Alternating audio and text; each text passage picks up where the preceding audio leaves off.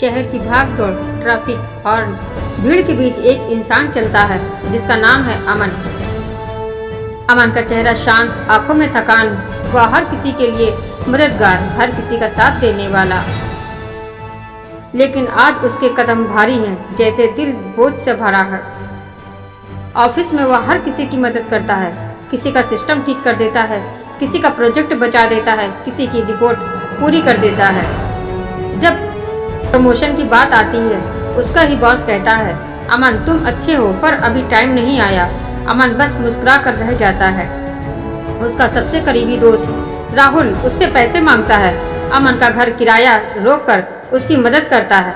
कुछ दिन बाद वही दोस्त किसी और के ग्रुप में बैठकर कहता है, यार अमन थोड़ा बेवकूफ है, हर किसी से पे भरोसा कर लेता है। अमन सुन तो लेता है पर किसी से कह नहीं पाता। घर पहुंचने पर माँ कहती है, बेटा तू इतना अच्छा क्यों बनता है, लोग तेरे साथ अच्छा नहीं करते। अमन की आंखों में हल्की नमी। वह जानता है माँ सही कह रही है, लेकिन वो खुद को बदल नहीं सकता। बारिश हो रही है। अमन अकेले चल रहा, मन ही मन पूछता है, क्या सच में अच्छे लोगों को ही दुख मिलता है। तभी उसे सड़क किनारे एक बुजुर्ग दिखते हैं, भीगे हुए, कांपते हुए। अमन बिना सोचे समझे अपनी जैकेट उतार कर उन्हें देता है और बुजुर्ग की आंखें भर आती हैं। बुजुर्ग धीरे से कहते हैं, बेटा फूल हमेशा जमीन पर रहकर ही खुशबू देता है, अगर कांटा ऊंचे पर रहकर भी चुभता है। अच्छाई दुख नहीं लाती, अच्छाई इंसान को इंसान बनाए रखती है। अमन चुपचाप सुनता रहा। अमन को अपने पिछले वर्षों का दर्द याद आते हैं, धोखा, गलतफहमी, दूसरों के लिए कुर्बानियां और अकेलापन। लेकिन साथ ही याद आता है किसी रोते इंसान को चुप कराना, किसी की मदद करके उसे फिर खड़ा करना, किसी की जिंदगी में उम्मीद भर देना। अमन मंदिर की सीढ़ियों पर बैठता है। एक पुजारी उसे देखता है और कहता है, अच्छे लोगों को दुख इसलिए मिलता है क्योंकि दुनिया उनके हिसाब से चलती है। भगवान उन्हें चुनते हैं, तोड़ने के लिए नहीं, मजबूत बनाने के लिए।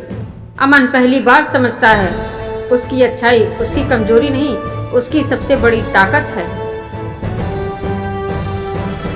वह मुस्कुराता है, दिल हल्का महसूस करता है। वह खुद से कहता है, मैं अच्छा हूँ इसलिए दुख नहीं, दुनिया की बुराई मुझे रोक नहीं सकती।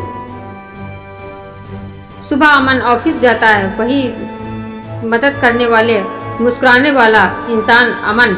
लेकिन एक फर्क है, अब उसे अपनी अच्छाई पर गर्व है। अच्छे लोगों को दुख इसलिए नहीं मिलता कि वे अच्छे हैं, दुख उन्हें इसलिए मिलता है क्योंकि वे दिल से जीते हैं।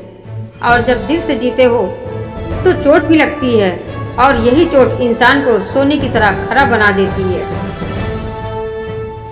अगर तुम भी अच्छे हो तो याद रखना, भगवान तुम्हें परेशान नहीं कर रहे हैं, वे तुम्हें तैयार कर रहे हैं।